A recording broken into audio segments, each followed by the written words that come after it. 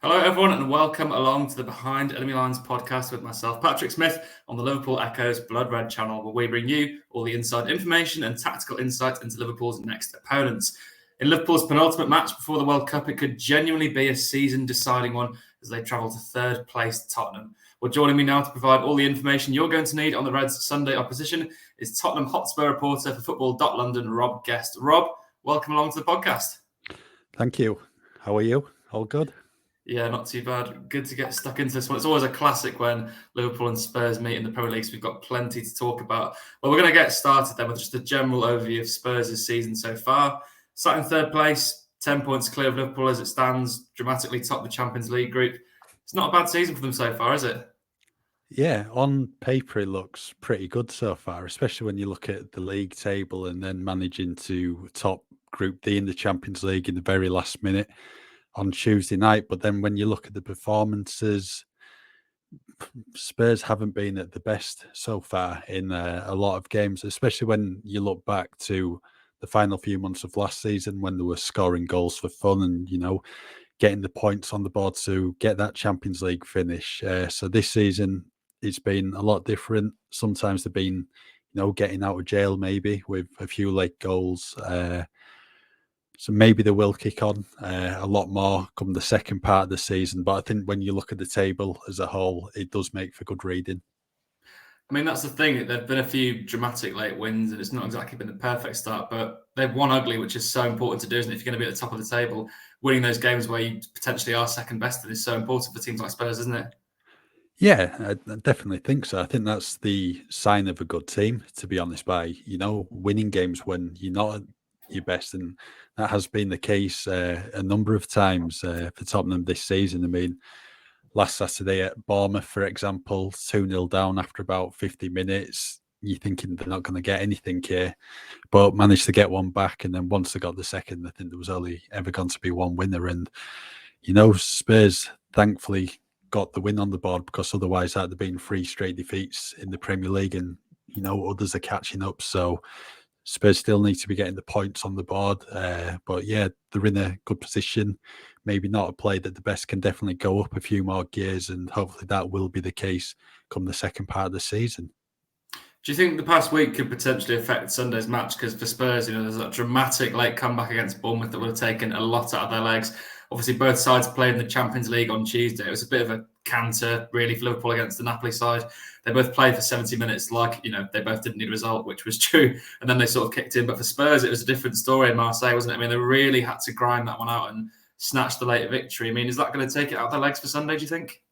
Well, I think there's a decent gap between the Marseille and the Liverpool games. Obviously, that was Tuesday night and it's Sunday afternoon, 4:30. So, yeah, I think the players have been given a couple of days off. They were given yesterday off and they've got today off.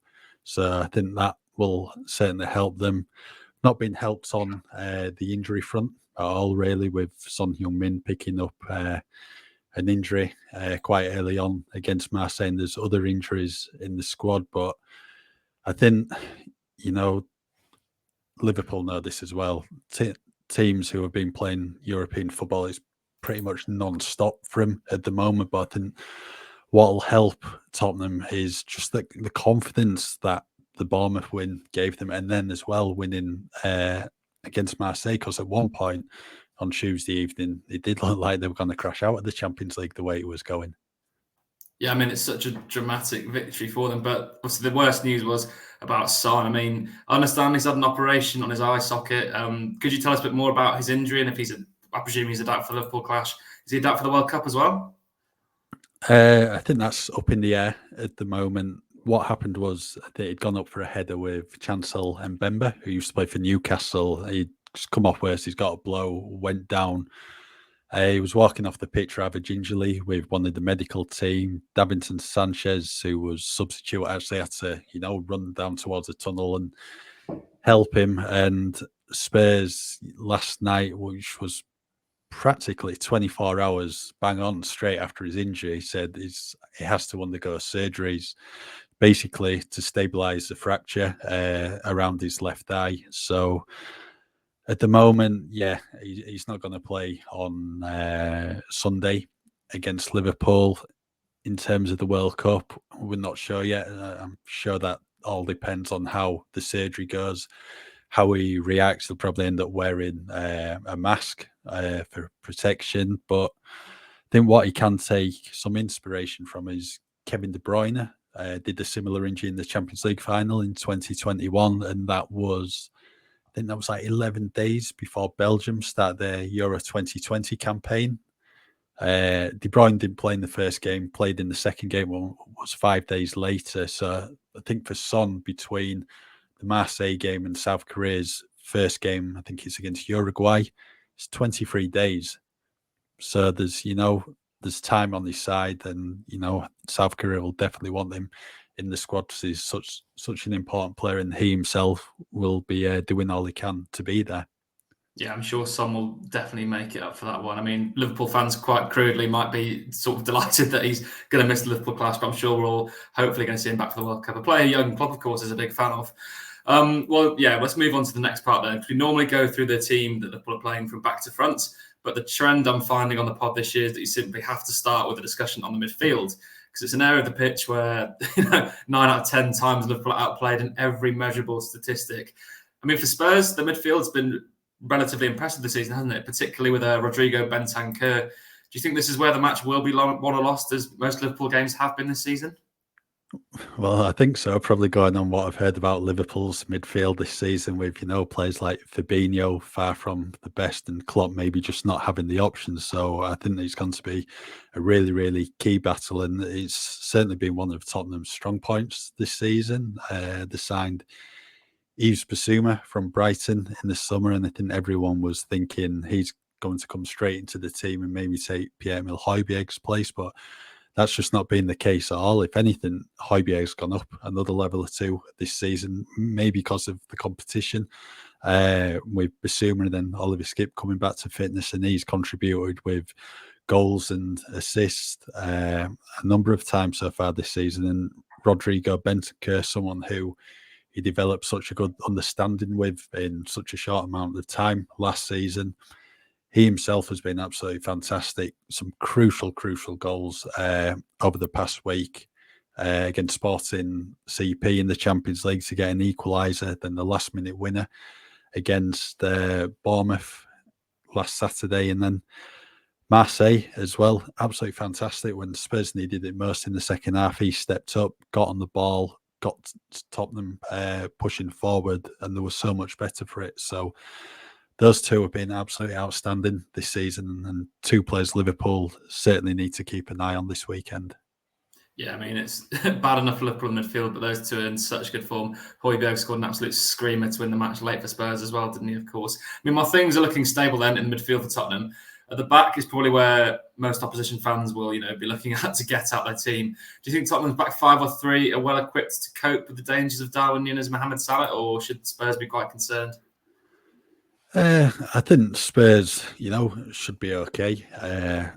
Obviously, there's quality players there in the front three, Liverpool, and you just can't really give them an opportunity because 9 times out of 10 they'll probably take it. For Tottenham, I imagine it's going to be the same back three as it was against Marseille. Christian Mero's injured at the moment with a calf problem.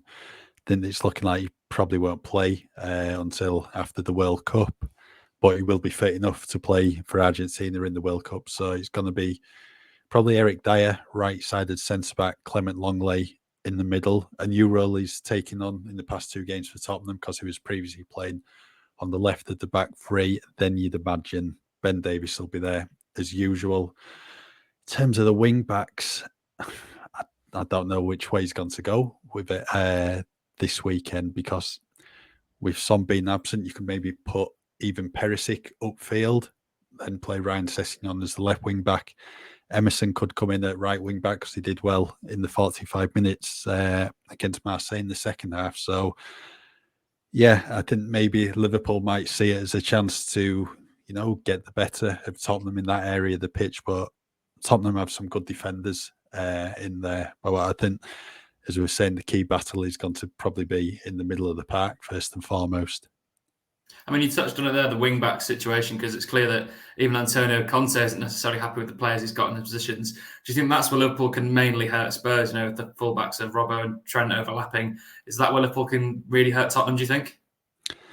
Yeah, I mean, there's two quality options Liverpool have there on either flank, and I'm sure there's like two quality players Antonio Conte would love in his system, because in his system, the wing backs are so important in terms of, contributing goals and assisting. Spurs probably aren't really getting that from their players. Even Perisic has been contributing with a number of assists.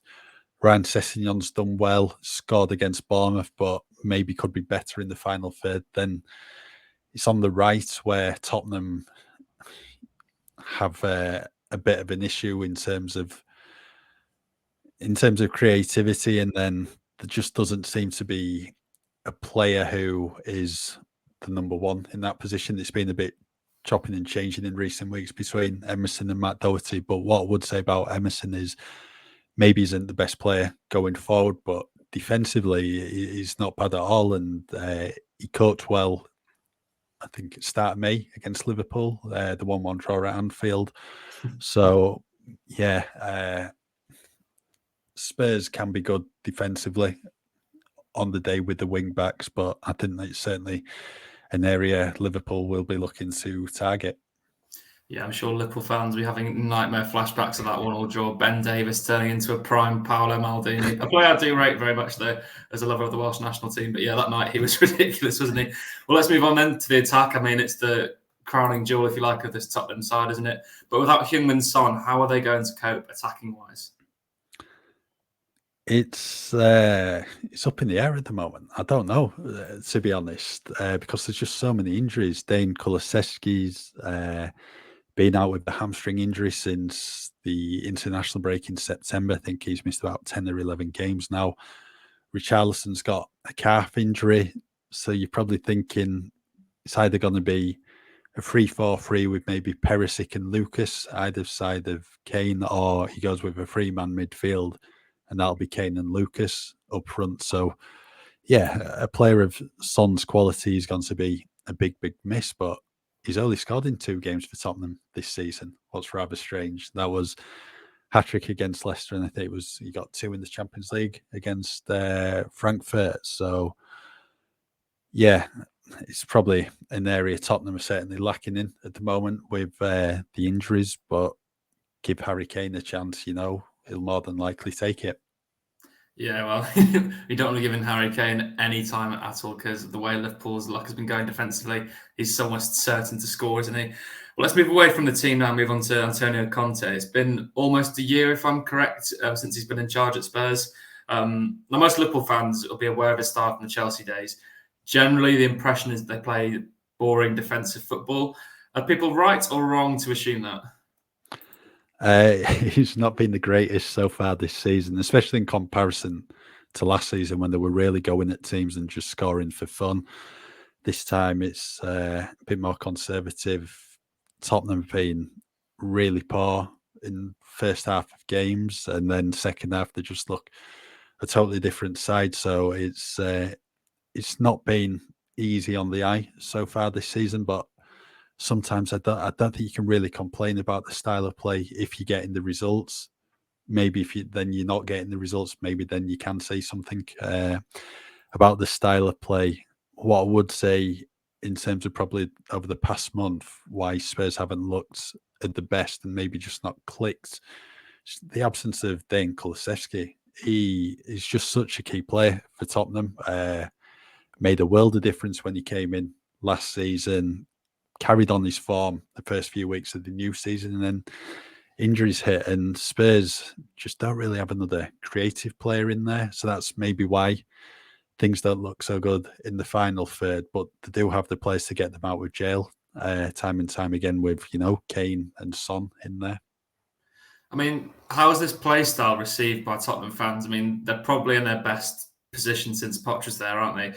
I mean, do they want him in for the long run because they might win a trophy under him, or is their frustration starting to grow with this boring style, as you mentioned?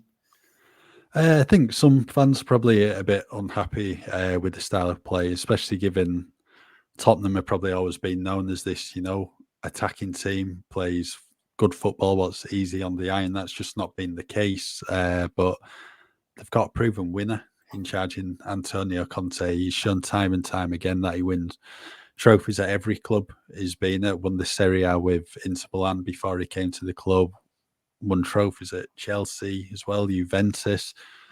So this year it's a real chance for Tottenham to win some silverware, and fingers crossed they will be able to go on a good run in the domestic competitions and then hopefully the Champions League as well, maybe depending on how Monday's draw plays out. So first and foremost, Tottenham need to be winning trophies. They've not won one since 2008, so that's what 15 years next year.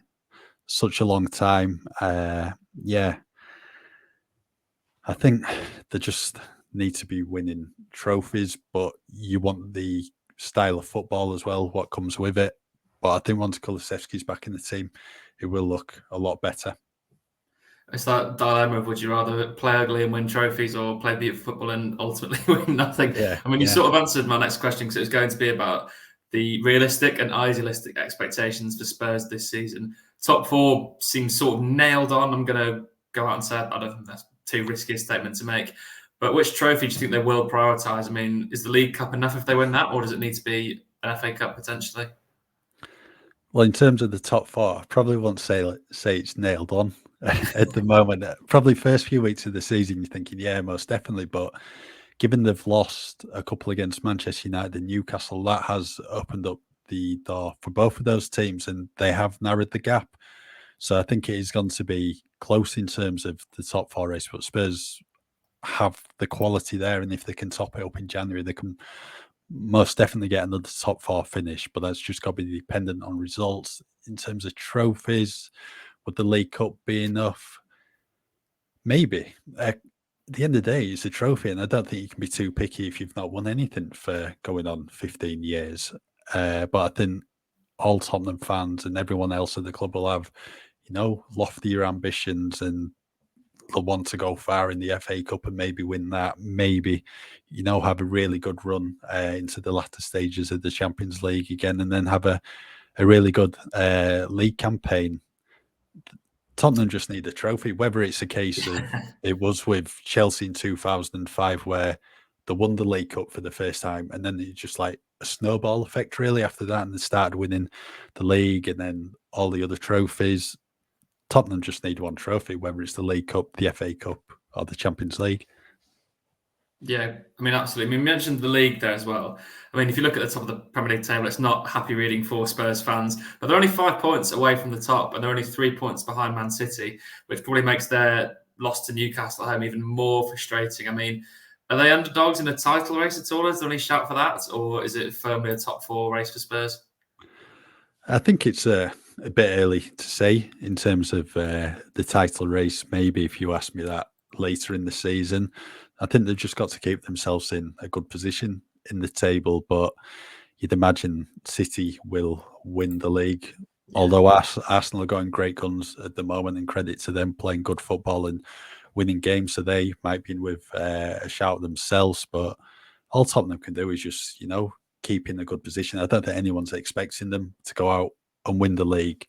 I think probably the ideal thing coming into this season was just narrowing that gap between themselves and Man City and Liverpool, because it was huge last season. It has been in the previous few seasons. So just narrow that gap, just see where you are come February, March time, and then just kick on from there. Yeah, it's going to be a very strange season, I think, an even stranger season for Liverpool as well, because the top four is slipping out of their hands. I mean, that's why I think Sunday is a must-win for Liverpool. Well, I'm going to bring it back around to Sunday's match. Let's talk team news. We've touched on quite a few of them. So the notable injuries and suspensions within the Spurs squad, and is anyone expected to return for the Liverpool game? I think we'll know more tomorrow when Antonio Conte speaks to the media at 1:30. I think obviously Son's going to be missing Christian Romero as well. Dane Kulusevski, not sure yet, because he had been in training a couple of weeks ago and then just suffered a setback. But he was on the pitch at Bournemouth before the game, working on his own, doing some sprints. So I think he's nearing a return to fitness, whether he'll be quite ready to be back in the squad yet. We don't know. Richarlison, not too sure on. Maybe that might come after the Liverpool game, in the Nottingham Forest and the Leeds games. But as I said, we'll probably know a lot more tomorrow when Antonio Conte speaks to the media. Yeah, I mean, if Richarlison was playing, that would have been a very tasty one indeed. But hopefully, well, presumably he's not going to be playing. So, last question as well. If you had to predict Tottenham's lineup and shape, when you touched on the midfield, what are you going to go for, a 3 or a 2? I'll go for a midfield 3. I think it'll be so it'll be Hugo Lloris in net, Eric Dyer, Clement Longley, Ben Davies at the back. I'll go for Emerson Royale to start again, with Ivan Perisic, a midfield 3 of Pierre-Emile Højbjerg, Rodrigo Bentancur, and then Yves Bissouma, and then up front Harry Kane with Lucas Moura. It's a dangerous looking side, that. Them two on the break running in behind Liverpool is where they've been hurt the most this season. I was actually lying as well, because that wasn't the last question. This one is, and it's the most dreaded one on the podcast. I'm going to have to ask you for a score prediction. Spurs to win by 1 goal. I don't know whether it'll be 1-0, a 2-1. I'm not sure, but I'll go for Spurs to win, just compound Liverpool's woes even more. Very friendly. I mean, yeah, I'm really not confident heading into this one, to be honest. As I said, it's just a must win for Liverpool's season. I think you need to make the statement, go there and win. But I just can't see that happening, to be honest, especially away from home, where Liverpool have been so poor this season. So based on that, I'm going to go for an optimistic 2-2 draw. But we'll wrap it up there. A huge thank you to my guest on today's pod, Rob Guest. I'm sure you've had that one a few times before. Thanks for coming on, Rob. No problem. Happy to come on. And of course, a huge thank you to all of you for listening and watching along as well. Be sure to keep up to date with all of our content on the Blood Red channel and Liverpool Echo site and social channels, as we'll bring you all the pre-match build-up and post-match reaction of Liverpool's trip to Tottenham, including Jurgen Klopp's press conference. So make sure you're all subscribed to the Blood Red channel. But from myself, Patrick Smith, and from Rob Guest, thank you so much for joining us, and goodbye for now.